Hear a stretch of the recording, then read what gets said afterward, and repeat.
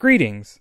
This is the series Banned in Less Than 5 Minutes, where I will take a look at a banned book and, in 5 minutes or less, explain what a particular book is about, who might be interested in that book, and why the book has been challenged. Also, I will censor any images or words necessary to keep this video from being age-restricted. There is a link to an unlisted video in the description that is age-restricted and uncensored for more information. In this episode, we are taking a look at All Boys Aren't Blue, a memoir manifesto by George M. Johnson. This is an autobiography that was published April 28, 2020. In short, All Boys Aren't Blue is a series of personal essays by journalist and LGBTQIA+ activist George M. Johnson. In the essays, he details various memories of growing up, hoping to reach out to allies of and queer people themselves. This was also a Goodreads Choice Award nominee in the year 2020 for Best Memoir and Autobiography. The description in the book jacket further clarifies, most central to Johnson's journey is how to reconcile his blackness and his queerness, identities that are sometimes at odds in his story. The Unite Against Book Bans website has a book resume for All Boys Aren't Blue that has some reviews and nearly 20 awards and accolades the book has received.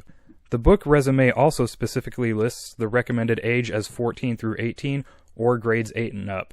So it seems that this book is intended for young adults that are queer, black, or both.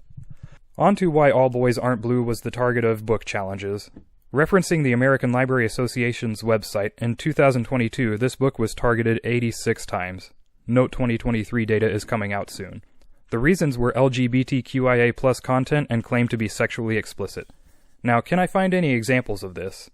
The author specifically says in the author's note at the beginning, this book will touch on sexual assault including molestation, loss of virginity, homophobia, racism, and anti-blackness. These discussions at times may be a bit graphic, but nonetheless they are experiences that many reading this book will encounter or have already encountered.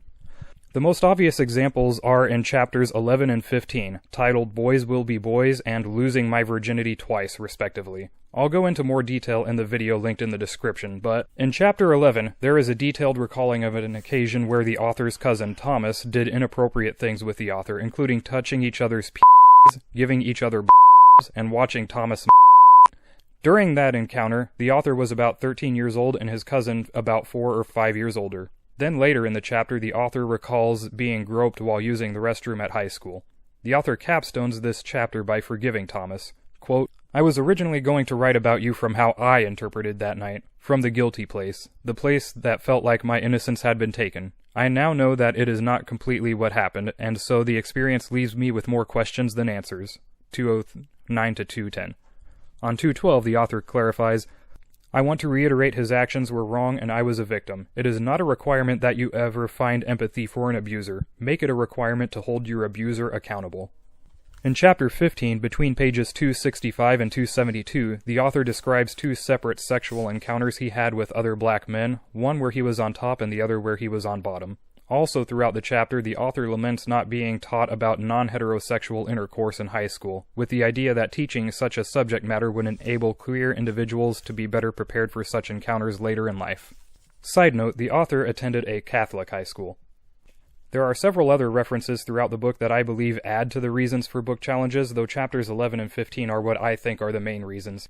Other references include, but are not limited to, references to imagining being a girl, discussion of transgender subjects and transphobia.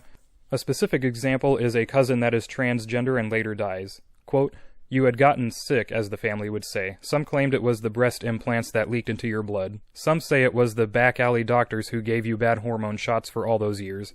Deep down, I think we all knew what it was, an epidemic that still harms our people every day. There are also multiple uses of words that, in the author's note, the author warns are in the book and are offensive, such as the N-word and others. Then the author also says, if you don't identify as black, African American, or queer, don't use these slurs in full, which can be harmful to others. So after exploring some portions of this autobiography, are the book challenges justified? In what setting should this book be accessible? Should it be on the shelves in school libraries? And should it be on the shelves of public libraries? I personally got this book from my local library, which was shelved in the young adult nonfiction section. Is that an appropriate cataloging decision, or should it be cataloged elsewhere? Also, like I mentioned, the book advocates for teaching of non-heterosexual intercourse in high schools so that queer individuals are not caught unprepared later in life. Is that a good idea? Anyways, I'd love to hear your thoughts.